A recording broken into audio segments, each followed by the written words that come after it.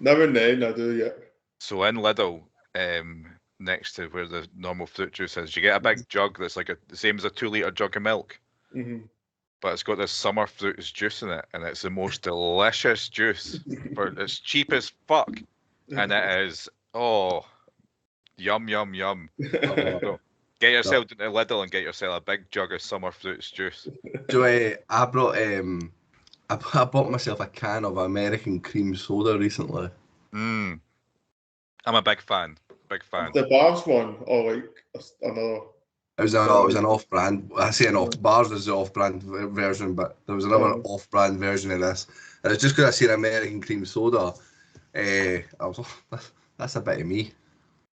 I mean, if you want to not bother going down to the shop for some juices, you can get your special delivery from Beer 52 for some delicious cans of beer, which is obviously much better than a wee can of cream soda.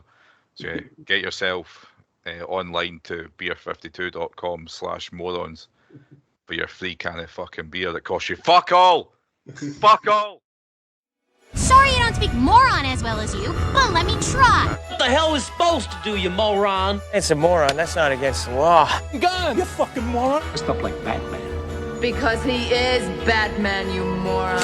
What are you, a fucking moron? Ah! You moron. Drop dead. Moron. Whoa! Up here, you morons. Stepping morons like yourself. Me down, you moron! Hey, moron! I'm going to plug in there straight away. Well, speaking of what random drinks, Daniel, I wanted to discuss one of the most important things of our trip to the cinema. Was your drink of choice for going to view the movie that we're going to talk about today? Well, annoyingly, I asked the guy for a milkshake, and listen to whether you believe this or not as an excuse. They were waiting for the milk to pasteurize. That was what the guy fucking said to me. Waiting for the milk to pasteurize, lying bastard. Just got a cow outside, the cow at the back, just waiting to get milked. So, so he obviously couldn't be arsed making me a milkshake, so I got an ice blast. What's up with that? I've just never seen an adult order an ice blast. What? Nothing wrong with an ice blast. You get a wee half and half ice blast. I went all blue. I like to mix it up, putting a wee half and half, like half and half ice blast and a salt and sweet popcorn. That's the combo of choice. And I paid £165 for a pick and mix. I fucking dropped mine on the floor as well halfway through the film. Most of it knocked all over the floor. An absolute waste. The guy sitting next to me in the cinema was on his own, and I think he'd wandered in there thinking it was a pub because he was stinking of booze. Just sitting there on his own with his jacket on. He's just saying, I'm going to just keep casual here, pretend this is where I'm meant to be. Was it the McRobert and Stirling? You used to went to watch it. The View. Oh, The View. I thought if it was maybe the McRobert, maybe some students just came crawling out of the Union. I went to see a stage show of Dracula at the McRobert and Stirling. Amateur production. Fuck me, it was bad. Sitting there for 2 hours watching these folk fucking, it's so cringy being so shit at it. Because I love going to stuff like that if people are amazing, but oh god, watching somebody be bad at it. This is why we should do it ourselves and have the morons live. We should. I've said that we should go do Edinburgh Festival every year. Every year. 2 or 3 people to come and sit and watch us. I think we could actually be going and like live recording or reviewing something that's happening on stage there and then. Yeah, we'll do a live review or something, or whatever. We'll figure it out. But it should be one of those ones where we take like everybody's favourite film and just slaughter it in the front of everybody. We'll call the show "Why Your Favourite Film's Shit" or something like that. Have Sean on talking about The Godfather. Sean can talk about The Godfather. You can talk about Back to the Future. Mm-hmm. Do you know what I mean? I'll talk about Star Wars. All these films that people love that are actually shite. And then we can talk about Hunter's normal choices for movies. Yes, exactly. That could be the thing. I could just sort of see myself or use all berate my choices. Big list of other films chosen by Hunter. Yeah. Oh fuck! This is why we shouldn't choose movies. Here's a following list. Well, this movie for this week was actually chosen for us. we were invited to participate in watching the new movie called American Fiction. American Fiction is a novelist who's fed up with the establishment profiting from black entertainment, uses a pen name to write a book that propels him into the heart of hypocrisy and the madness that he claims to disdain. It's actually originally a book, and we'll try to book how to pronounce the name of this earlier, but Erasure is a book that was written by Percival Everett. Percival. Percival, sorry, I can't read, never mind speak today. It's been an absolute nightmare. It's been a long day. But me and Daniel took a trip to the cinema to see this together. Nice little date night, and Hunter managed to catch up on it after the fact as he was globe-trotting as he usually does. Yes. Where are you now? Where are you now? Are you in Scotland? I'm in my own house on my own casting couch, so it's all good here. Oh, the casting couch. The missus is out then, I take it. No, she's not. She must be in the area. You can't say nothing.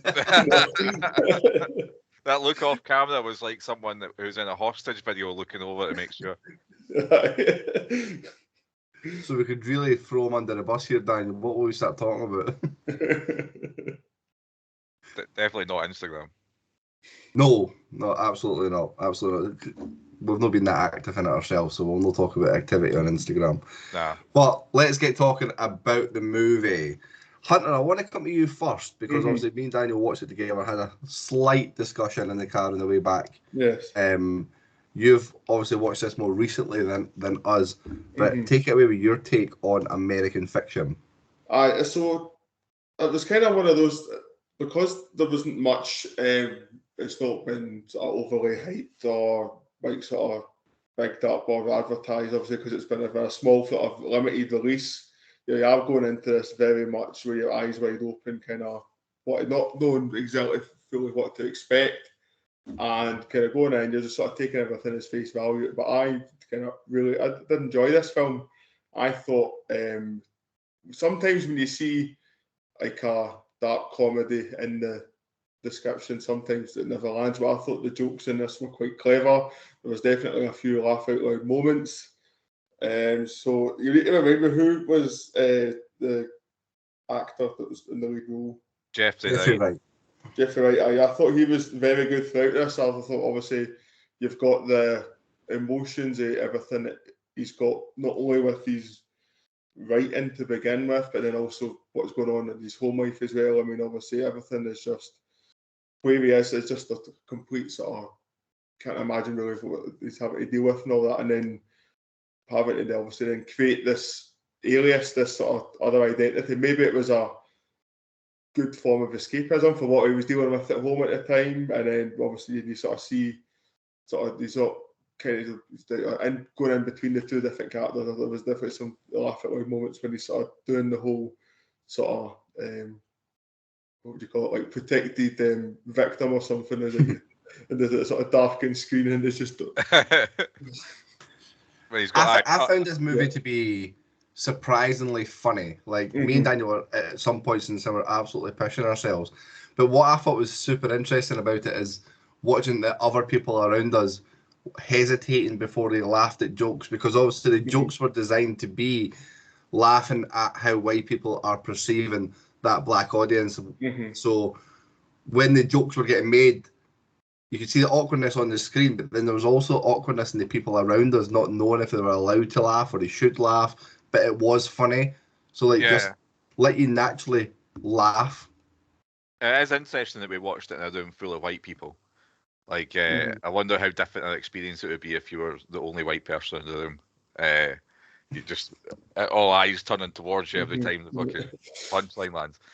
But yeah, no, you're spot on that I found it, the laughs came as a surprise at whenever they came, because it almost feels like quite a serious film at times, and then you're not really thinking about how absurd it is, because it's played it's played pretty seriously. It's played like to the line. It's very dramatic. Yeah, it's dramatic despite it being a comedy. It's played very seriously, which it lends to the bit where they delve maybe go off the rails a wee bit and it gets a bit slapstick and gets a bit silly, like towards the end where he's come up with the different endings. That made that now stand out and make it more memorable. Whereas if it's happening all the time in the film, then it just becomes another comedy, another shitty comedy. But no, I thought it was really good. Like it was lots of clever jokes. Like my favourite part in it that's coming to mind is when there were the 5 judges and then the 2 black authors were saying that they hated that book and that it shouldn't win. And then the other 3 white authors were like, no, we're voting for it, so tough shit. And then one of the women says there's a reason. It's like, we need to be listening to black voices. The only 2 black people in the room are disagreeing with you and you just fucking ignore them. Like little things like that are fucking brilliant, I think. And I think a lot of it's to do with, you see, for me, a lot of, and it's hard obviously as a white man in my 30s, do you know what I mean, to be having any sort of opinion on it whatsoever. But you do see a lot of younger generation of white people doing a lot of projecting of they're the ones that are trying to fight the fight, but really it's all just it's none of it really matters. It's all just hollow, if you know what I mean. Yeah. And it comes across really well that it obviously it gets seen through. I mean, everyone can see through it if you're one of those people. And there's a part also in it where he's making a joke about the book and how it'll be read by white women on the beaches in the Hamptons. And the woman replies with, "Yes, we will." And then she instantly corrects herself as well. Like it's a problem that it should be a white woman in the Hamptons reading it, but I was trying to make him feel that she wasn't part of that. And even though, but when they go from changing the name of the book, which that whole scene with the 2 white people listening away on the phone as Jeffrey Wright's characters articulated on why he wants to change the book's name, and he just makes it up on the spot. Yeah. He's like, "What? We're going to call it fuck." It was good though. I mean, it shows you though, it's like that level of comfort, I think, for the general white masses, that it's okay to love a book by a black author as long as you can sort of look down on it a little bit. I mean, it's got that dirty street crime feel to it. Oh, they're criminals, and that's why it's so great. If it's just a good book on a normal level, that's where there's no... That's exactly what he was writing before. That's what his character was doing. He was writing really great novels, but no one cared about it. Where he wrote a shit novel so that the audience could look down upon it. It's like going to the zoo and putting pity on an animal, if you mean. There's having that sort of pity as to what the person's going through. It's much easier to laud it for that side. Oh, you're right there, Kyle. Sorry. We cough off camera there. I even put the mute on as well, so nobody would clock that, Daniel. So thanks for throwing it into me. But I honestly came out and we've talked a few times about when we've been reviewing movies, and we've always been guilty of boosting a movie up when you've had the cinema experience. Say Spider-Man coming to Spider-Man and the Joker being the 2 movies that I suppose coming out of the cinema for them, you're totally buzzing about how good these are. But even after the fact of still having a few days later thinking about this and rethinking about the scenes in that in it, I just think it's a really clever movie, and I really enjoyed it. There's not much to not like. I could see why people could watch this and think that the ending was a bit all over the place for the rest of the movie. Yeah. But I suppose it's all about the storytelling for him. Like the different ending parts of it, obviously you don't know, which is quite clever. I also thought it was quite clever, obviously. It's directed by a gentleman called Jefferson, which is his directorial debut for movies. So it's actually quite a well done movie for somebody who's on the first one. Like you wouldn't associate that with a first time director. No, definitely not. It felt very, very accomplished. I thought it didn't come across that way in the slightest. It was like it did well at highlighting different characters. Like his brother, I thought was tremendous all the way through. He was, yeah. And again, although he's doing quite outrageous stuff, he plays it so fucking straight into the bone that it just makes it land that much better. But like when he's got the 2 boys in the house, and his fucking senile Alzheimer's riddled ma turns up. Is it somebody's birthday or something like that they're turning up for? Funeral. No, the wedding. It's the wedding. Yeah. The security guy's wedding. And he's got all the fucking cocoa on the table and all that pish. Like he's just fucking having to tidy it up, and he just gets on with it. He's class. Like the brother was brilliant. He was probably my favourite character in it. As much as absolutely love Jeffrey Wright, and Jeffrey Wright's got the best beard in Hollywood. That is a proper good beard. I think yours is better.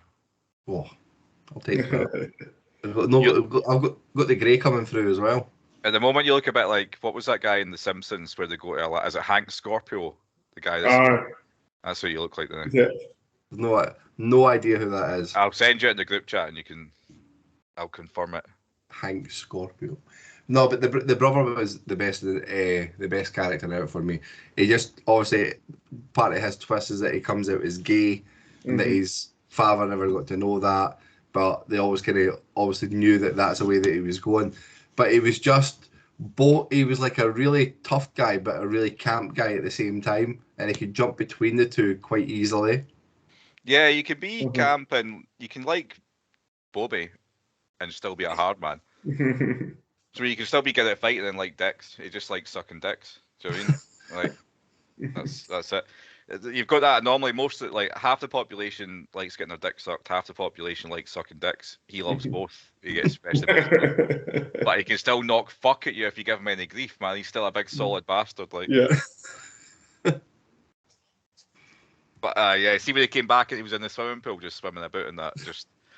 But he didn't. The one thing I would say is he wasn't believable as a surgeon. Aye, that just because you didn't see him in any professional setting, and they obviously portrayed the fact that he didn't have any money and he had lost it on the divorce and he was living this lavish lifestyle. So you could kind of be forgiven if you thought of him as being like the loser out of the siblings. Because you've got the sister who was a doctor, and you've got him who's a plastic surgeon, and then you've got the outlier, which is how do you say his name? Felonious, Monk. Yeah. Monk then being a writer as well, so he was obviously felt like he was separated from the family for a lot of his life because he wasn't following the footsteps of his dad. Although they're saying that he was dad's favourite, he was away on the other side. But it was interesting seeing how dysfunctional all his family was as well. Yeah, it makes you think that. I think it doesn't matter how well off you are and how privileged you are, everyone's families are fucked. Do you mean? Well, all our families are fucked. And going home, there's always like the brother that's there to fuck things up, or the sister was the one that was looking after everything, and the dad was a cheater and knew them all's got Alzheimer's. There's just fucking chaos going on all the time. And I think it doesn't matter how well you do. Everyone's family's fucking mentally. Like, I know mine is anyway.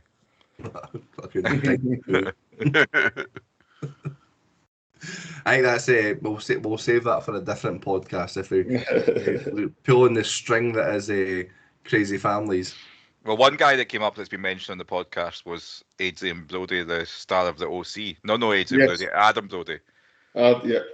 Star of the OC from Sean's basketball career and sexual assault allegations at St Mungo's. Where are we going with this? The guy for the OC. Oh, you mentioned that to me. I still can't. I'd never seen the OC, so I didn't really know who he was. Well, I thought Adam Brody was really good in this film. Like, he was just so different from everyone else in the film. Everyone else just played their part very, very sort of dry and to the bone, and then his character was fucking slapstick and like a bit all over the place and seemed a bit unrealistic.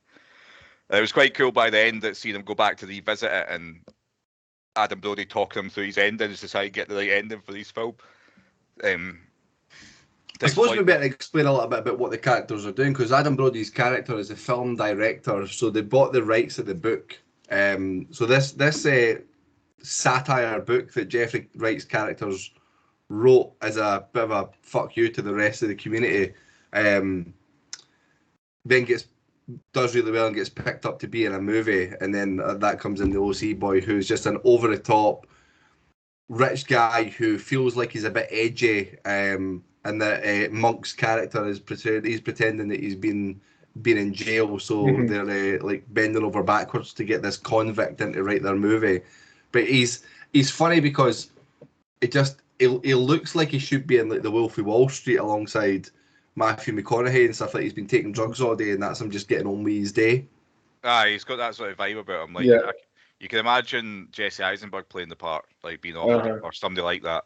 Or and being in American Psycho. So he does look a bit like the guy from what's that? Is it You? The name of that show on Netflix. Oh yeah. Is that the same guy? No. So that guy is it Penn Taylor? Is it Penn Taylor. Penn Taylor, they're the fucking magician. That's a magician. Oh, it's two different Penn, magicians. is it Penn Badgley? That's Penn it. Badgley, Dave. See how in Penn Hollywood. Taylor. Oh, that's class. See how in Hollywood you sort of pick your own name essentially. You can't have two folk with the same name. Yeah. He's not chosen Penn Badgley. No. So, if you've got the capability, change it away for Penn fucking Badgley. I know, so I don't get this confusion with other Hollywood magicians. So. But Adam Brody's got one of those same faces that he just looks like one of those guys, and there's quite a lot of them. Penn Badgley being another one that they could easily play a romantic comedy part, but then if they also played a serial killer, you'd be like, that makes sense. That makes sense. Penn Badgley from Gossip Girl. Yes, he's also in that. Oh yeah. Is that like Is that the same thing as the OC? No, the OC was about a high school basketball team, and there was lots of abuse on set in real life. No, that was One Tree Hill. The OC was about basically the OC was like, imagine like the Fresh Prince of Bel-Air, but with white kids, where that was like from the wrong side of the tracks was having to go stay with a rich family, and that was like they were all basically sleeping with each other's girlfriends and stuff like that, and there was a bit of drama. And to be fair, Hunter, you would be the one that I would expect to know all this from these types of shows. That was quite detailed, and it was the wrong side of the tracks for the white kids. Was that like a trailer park or something? So imagine like where Eminem grew up. Kind of exactly what I was thinking. Oh, it sounds awful. Speaking of TV shows, just to go off on a tangent here, we've been talking a lot in our one of many group chats that we have with the same cruxy people. I think between the three of us, we're maybe in about 8 of the same group chats with different subject headings. This is a core 3. The 3 of us are quite core for a lot of these chats. We are. But one we've been talking about a lot is Dwayne "The Rock" Johnson. Yeah, he's back in the news. So he's been a hot topic for us. So I put on Ballers last night. I've watched a couple episodes of it before, but I must have watched about 6 or 7 episodes of Ballers last night. It was really good. I enjoyed Ballers. Seen it? I've watched it all. Oh. It was the first time when I watched it. I was like having to do the whole waiting a year between series and stuff like that. Well, I've not. Ella's been so heavily pregnant. I'm just letting her have full control on the television. So That's nice, yeah. I know. So what I've been watching is like little bits here and there of crime documentaries, and one's Gypsy Rose or Blanche. Oh, that's like the recommended thing to watch on Sky at the moment. Right. Sarah knows all about this, but I didn't really know it. Oh, fuck me, that's fucking mental. Like, tell us about it. Yeah. So this mother, basically had Munchausen's by proxy. So she made her daughter feel like she was ill, pretended she had cancer, like gave her all this stuff, made her think she couldn't walk, like made her teeth fall out, got her saliva glands removed, all this mental shit, and then made the lassie think she was younger than she was, so like faked her birthday every year. So I think by then she was actually like 19, 20, and she thought she was 14 or 15. Long story short, she goes online in a chat room, finds a guy who comes over and murders the mother at her request. And then now the documentary is 10 years later, and she's getting out. So the lassie's now getting out of prison. Okay. And apparently now she's a big TikTok star. Just shows you, see, fucking murder your mother, hold tight for 10 years and you'll be a fucking millionaire. Sell your story. So let's disclaimer that. Yes, I know exactly. That's not a recommended career path. Sorry, make sure that you get someone else to murder your mother so you can get out in time to take advantage. So you get a different charge rather than the direct murder charge. Yeah. So it wasn't direct murder, it was like persuading someone else to do the murder. murder. I think I'll bypass that now and I'll stick to watching Ballers, which is essentially just loads of rich American football athletes getting drunk and beating up people, essentially. Well, one thing I did want to talk about which is sort of related to this, is Cat Williams. Did you go and watch any of the interview, Kyle, after I said to you? Have you watched any about Hunter? No, I've not seen it. I've read wee snippets here or there, but I feel like the other news has sort of taken over in the last couple of weeks. Obviously, Yeah, the 24-hour news cycle, it goes into the background.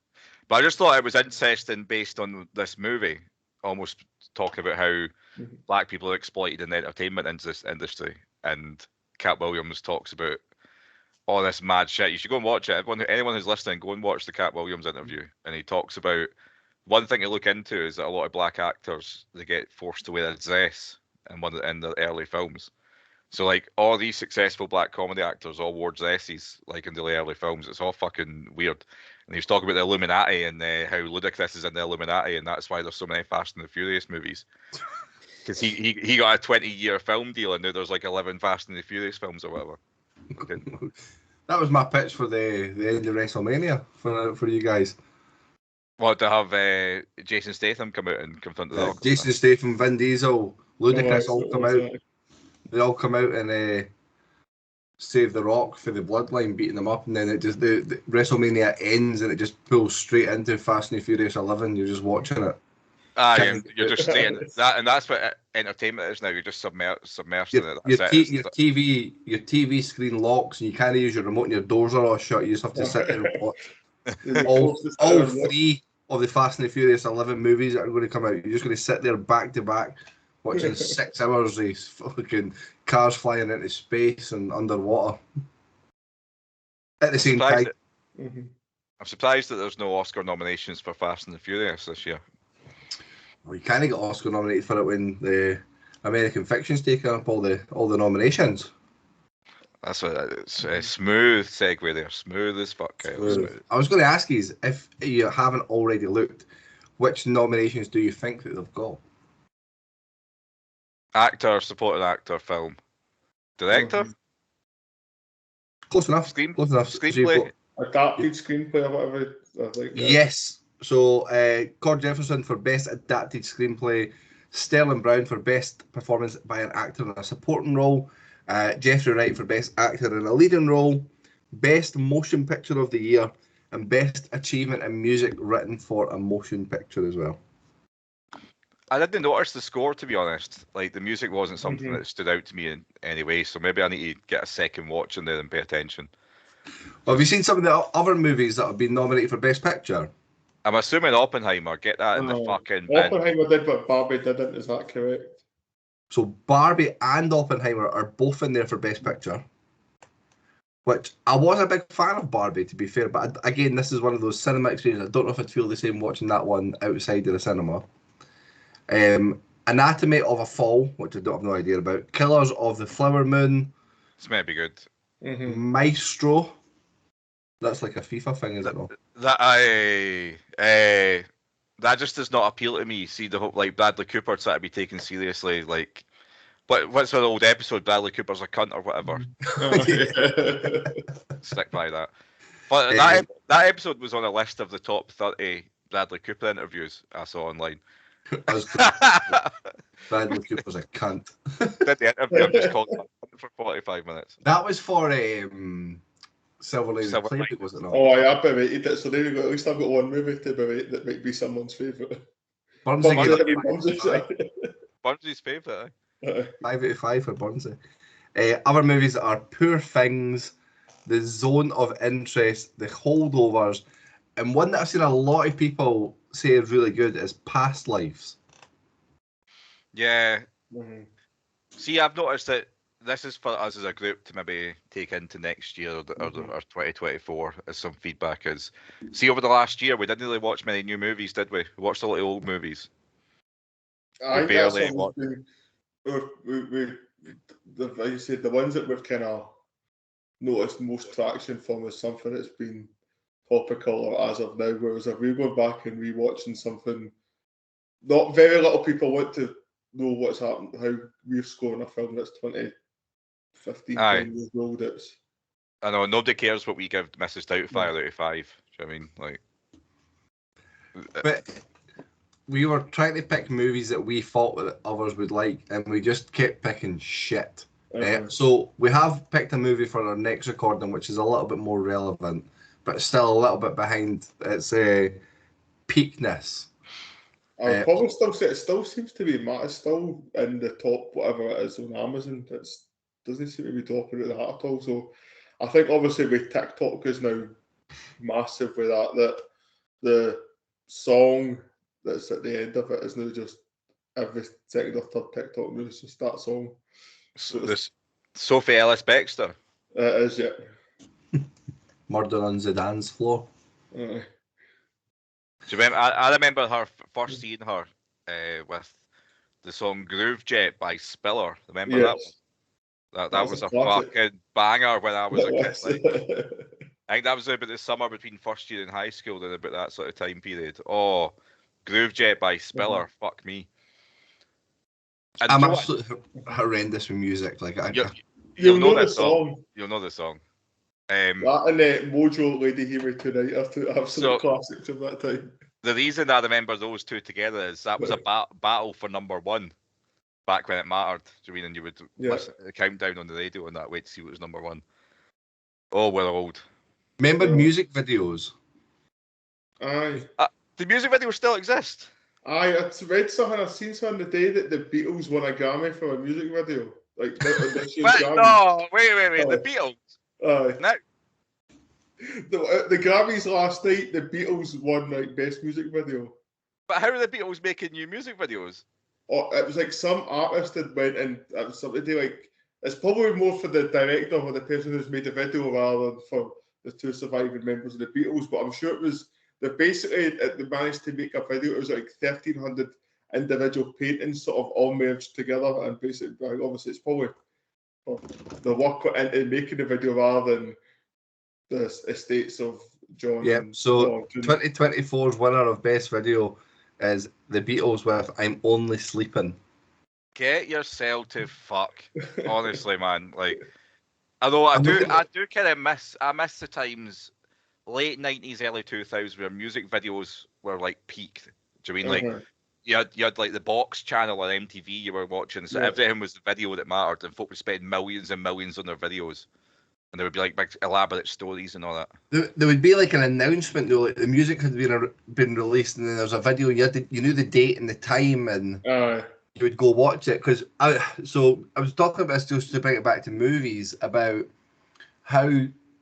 Remember when you used to go to the cinema to watch a movie? You knew fine well it was at least a year before that was available in Blockbuster or Sky, or if you could afford to have Sky at that point.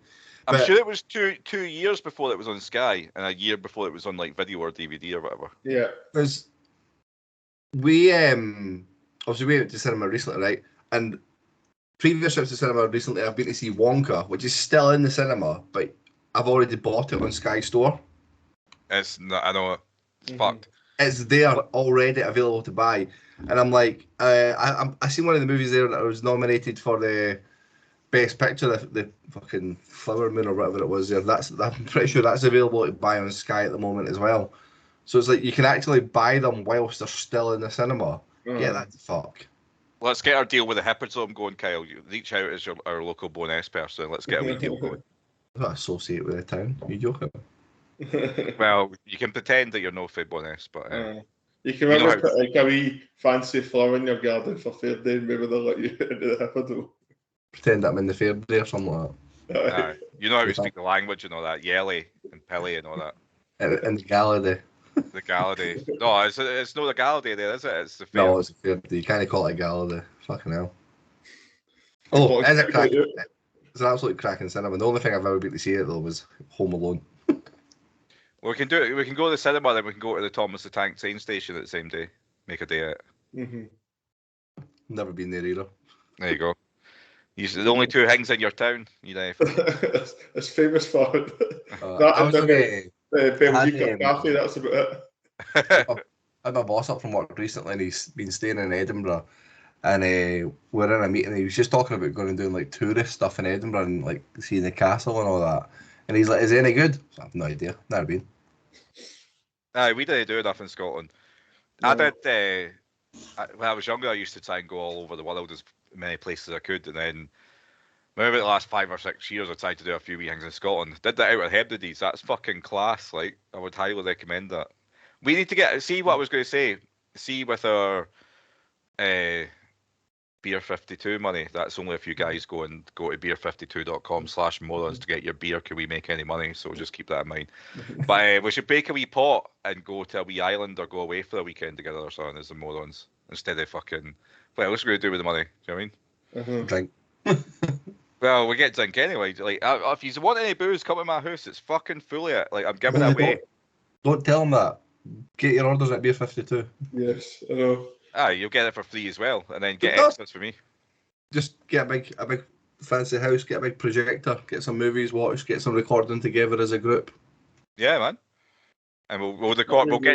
We'll do like the Always Sunny episode where they go drunk, and we'll get drunk and record a live episode, and see what happens. You just try to relive what Monk's brother was doing with the two boys in that house.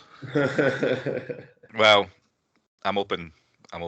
What happens in the house stays in the house. That's a bit creepy. That's what Vince McMahon said to fucking Janelle Grant when she turned up. I think we should leave the Vince McMahon for a separate discussion. I think that'll be a whole podcast on its own. Exactly. And our good friends at the Graps will be talking about that on one of their upcoming episodes, I'm sure. So if you haven't already, please go follow the Graps. That's GRAPPZ because they're cool like that. They've got a Z in their name. They're down with the kids. You'll find them on Spotify, YouTube, everywhere. Here, there, and everywhere. Yeah, man. Thanks for that. Nice wee plug. Although we're behind on an episode because I was too tired last week, but we'll get our thoughts on Vince McMahon down very soon. To be fair, there's no as if there's not a lot happened in the last week. I know. Everything's fucking happening. So I'll be back going soon. Wrestling galore. It's not like there's a lot going on in my life. Do you know what I mean? I'm fucking sitting here waiting for her to go, and I might have to run to the hospital any moment, man. Well, you're here. Priorities are this first. Yes. Exactly. So for those of us that are not here tonight, get your fucking priorities straight.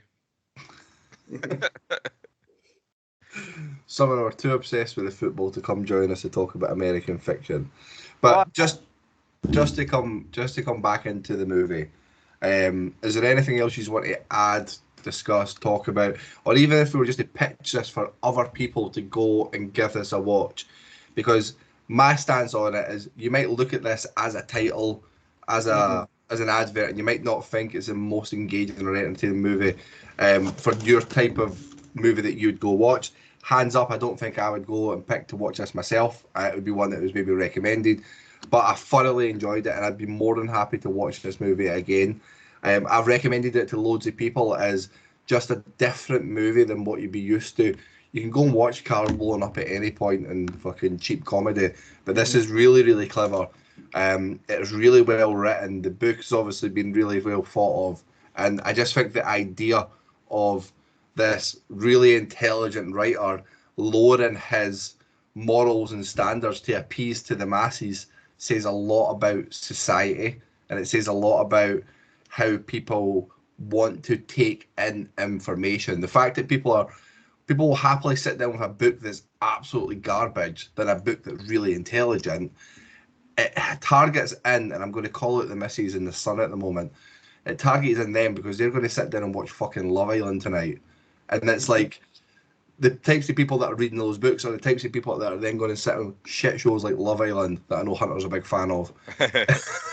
Well, the one point I wanted to make before we finished up was that one of the things that struck me the most, and they were very, very clever about this, is they dropped in quite a lot of black culture movies in the background of the film. Yeah, noticed that a couple. So you had like Boys in the Hood, you had The Colour Purple, you had a few other these things, and it just shows you, when you think about all these films that we loved growing up, it only shows you the dregs and the worst of society and that culture. Yeah.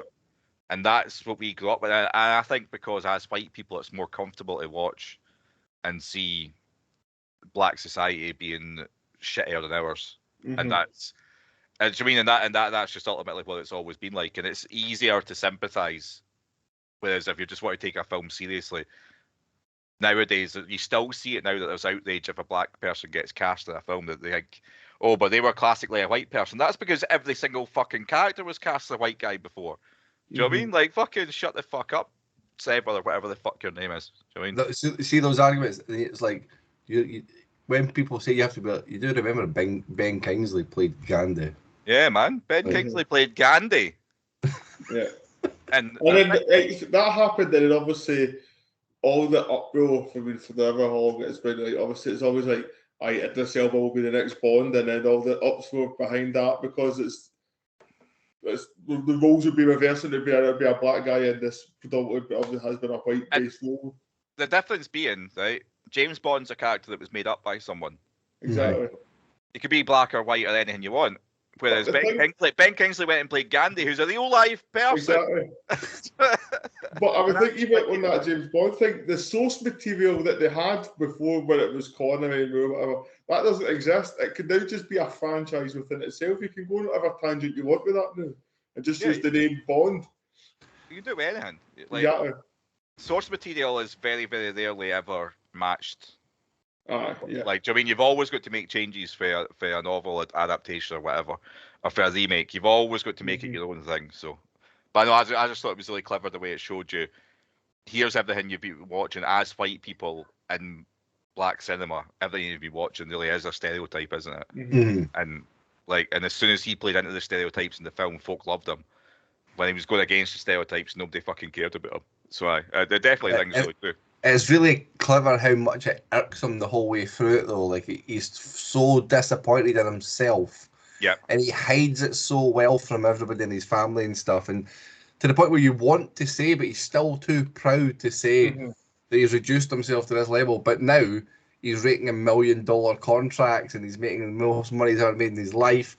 And everything seems to be going his way, but ultimately he's massively unhappy because he's not happy with the work that he's done. And I think that was quite a clever undertone to it, though, because obviously success is normally measured by how much money you've got and how that's a determinant of how happy you are, or at least that's how it's supposed to be portrayed. So the fact that you can just see the disappointment in him every time he's talking, his brother's asking him and his missus is asking him how he's able to afford the place that he's in. He's just miserable. He doesn't even want to tell them. Aye. And really, what he should be doing is sort of being proud of the fact that he is taking advantage of people's idiocy.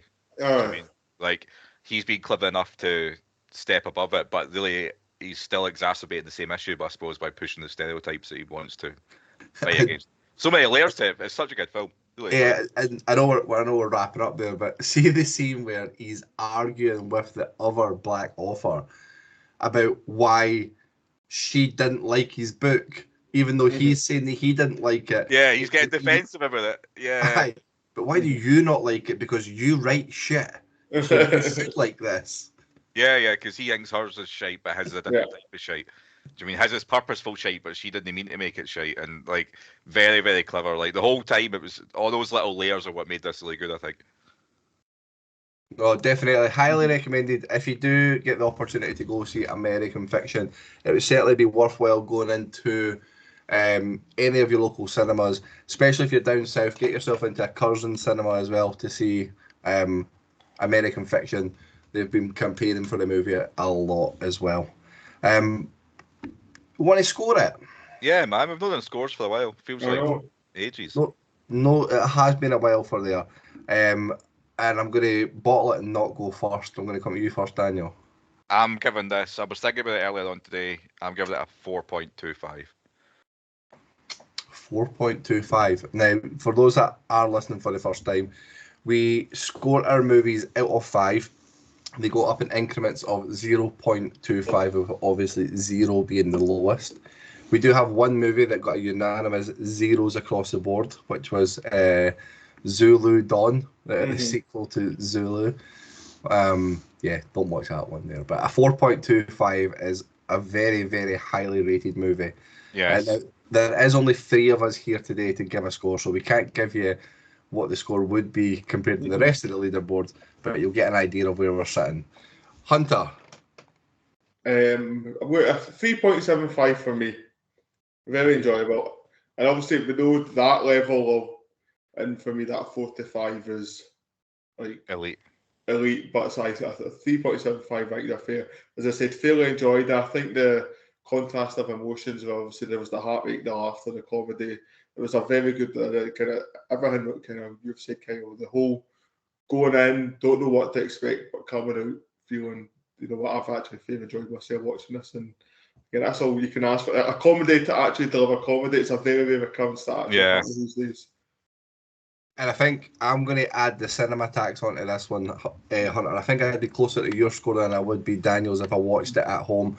But I'm going to give this a good solid 4 as a movie. And like I say, I thoroughly enjoyed the experience. It is so much better going to the cinema, and we definitely need to do more of that when it comes to watching movies.